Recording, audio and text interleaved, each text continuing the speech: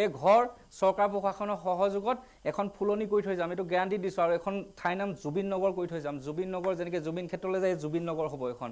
যিমানকেইখন ঘৰ বনাম জুবিন নগৰ 1, জুবিন নগৰ 2, জুবিন নগৰ 3। আৰু যদি মোৰ এই বাৰ্তাটো চাই আছে সকলোৱে গৰিমাবলৈ প্ৰেৰণ কৰিব, তেওঁ ফিটা কাটিবলৈ আহিব লাগিব। জুবিন দাৰ নামত ঘৰ বনোৱা নাই, গাঁও বনাইছোঁ, একদম স্পষ্ট কথা। জুবিন দা কেনেকৈ জীয়াই ৰাখিছোঁ, জয় জুবিন দা কৰি ৰাখিছোঁ। জুবিন দা সকলোৰে আৱেগ, চৰকাৰে হওক কিবাই হওক সকলোৰে আৱেগ। জুবিন দাক জয় জুবিন দা কৈ থাকিলে নহ'ব। জুবিন যুগৰ সৃষ্টি ইয়াত কৰিছোঁ আমি। ইয়াত প্ৰকৃত জুবিন যুগৰ সৃষ্টি হৈছে। কোনোবাই নিজৰ হাজিৰা বাদ দি ইয়াত কাম কৰিবলৈ আহিছে, শ্ৰমদান কৰিছে, পইচা দিব পৰা নাই। কোনোবাই বাঁহ দিছে, কোনোবাই টিং দিছে, কোনোবাই বিচনা দিছে, নিজৰ পইচা এটা সেইদিনাখন ড্ৰাইভাৰ এজন চালক এজনে 10 টকী কইন্স, 10 টকী 20 টকী 100 টকী 3000 টকা দি কৈছে। ভিডিঅ'বিলাক আছে চাব। প্ৰকৃত জুবিন যুগৰ সৃষ্টি ইয়াত হৈছে। মই পুনৰবাৰ কৈছোঁ, জয় জুবিন দাক কৈ থাকিলে নহ'ব। জুবিন দাক জয়ী কৰি ৰাখিবলৈ চেষ্টা কৰক, তেতিয়াহে জুবিন যুগৰ সৃষ্টি হ'ব। মনত ৰাখিব। ইয়াত লেবাৰে যদি ফেন পোৱা নাই, মৌ পোৱা নাই। সিহঁতি যদি খোৱা নাই, মৌ খোৱা নাই, কিন্তু খাবলৈ পাই আছোঁ। মিছা কথা নকওঁ। খানা লিষ্ট বনাইছে ইয়াত। খানা লিষ্ট বনাবলৈ আজি কোনে দিব, কাইলৈ কোনে দিব।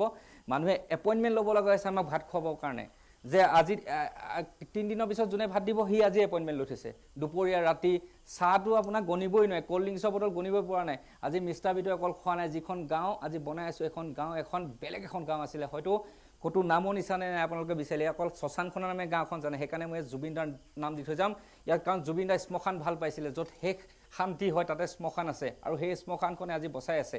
ইয়াত জুবিন দাৰ শক্তি জড়িত হৈছে, ভগৱানৰ শক্তি জড়িত হৈ আছে। ইয়াত আমি অহালৈকে বৰষুণ দি থাকে, আমি অহাৰ পিছত বৰষুণ এৰি দিয়ে, ৰ'দ দিয়ে, বা সেইদিনাখন পানী বাঢ়ি আহিছিলে। কিন্তু এটাই ভগৱানক চিন্তা কৰিছিলোঁ যে পানী নাবাঢ়িব, জাজি নদী আকৌ শুকাই গ'ল, আকৌ কাম কৰিছে। আৰু গেৰাণ্টি আছে এই যিকেইটা ঘৰ বনাইছোঁ ভগৱানৰ জুবিন দাৰ আশীৰ্বাদত ইয়াত পুনৰ পানী নোসোমাই। ইয়াত ভগৱানৰ আশীৰ্বাদ, তাত কাম কৰি আছোঁ। নিস্বাৰ্থভাৱে কাম কৰিছোঁ, নিজৰ সৰ্বস্ব দান কৰিছোঁ। সেইকাৰণে কৈছোঁ ইয়াত আনৰ ভুল, আনৰ দোষ, কোনে কি কৰিছে কোনে নাই কৰা সেইবিলাক বাছ বিচাৰ কৰি থাকিবলৈ আপোনালোকৰ সময় যদি আছে, তেতিয়াহ'লে আপুনি কাম কেতিয়া কৰিব মোক সেইটো উত্তৰ দিয়ক। আপোনালোকে যে বিচাৰ কৰিছে আমুকে আমুক কৰিছে, তামুকে তামুক কৰিছে, তামুকে তামুক এনেকৈ ইমানখিনি যদি আপোনালোকে এনালিচিছ কৰি আছে, তেতিয়াহ'লে মানুহৰ কাম কেনেকৈ কৰিব? আমাৰ সময় নাই। আমি এতিয়া ক'ত কি হৈছে একোৱেই নাজানো, কাক কি বিতৰ্ক হৈছে একোৱেই নাজানো। খালি দুটামান কথাই জানো, কেইজনমানে ফাণ্ডিং কৰি আছে পইচা বিলাম বুলি। তেওঁলোকেহে মই অনুৰোধ কৰিছোঁ যে পইচা বিলাবলৈ নাহিব, এনেদৰে দিন ৰাতি থাকি ঘৰ বনাবলৈ আহক, কাৰণ ঘৰৰ প্ৰয়োজন। আপুনি পইচা দি থৈ গ'লে সেই পইচা খাই পেলাই উৰাই দিব। সিদিনাখন কোনোবাই মোক পইচা দিবলৈ আহিছিলে, পইচা পঠিয়াব 36,000 বিলাবলৈ আহিছিলে। মই তেওঁলোকক ক'লোঁ, CISF কলনী পাইছিলে দুলীয়াজনক, তেওঁলোকক ক'লোঁ যে তেওঁলোকক যদি 2000 বিলাবলৈ আহিছে, 2000 টকা আজি দিছে কাইলৈ উৰাই দিব। ইয়াত কোনোবা পুৰুষটো থাকিব, মদ খাই পেলাই হ'লেও উৰাই দিব। গতিকে আপোনালোকে কি কৰক, ফেন 18খন কিনি আনক 2000 টকাকৈ।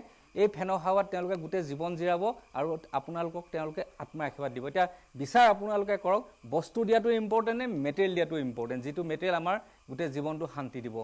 এখন বিচনা দিয়ক। আপুনি যদি কাৰোবাক 5000 টকা দিম বুলি আহিছিলে, 7000 কৰি পেলাই এখন 2 চকাৰ বিচনা দি দিয়ক, 4 ফুটীয়া বিচনা, টিংপাত 5-6টা দি থৈ যাওক। তেওঁ ঘৰ বনাব পাৰিব যি তেনেকৈ বিচাৰি আছে। মই কৈছোঁৱে এনেকৈ যদি কাম কৰে, এমাহৰ ভিতৰত শিৱসাগৰ চৰাইদেউ যিমান ধ্বংস হৈছে চব জিলিকি যাব। বোকাও আঁতৰিব, পলসুৱা আঁতৰিব, JCB দৰকাৰ নাই, মানুহে আঁতৰাই দিব।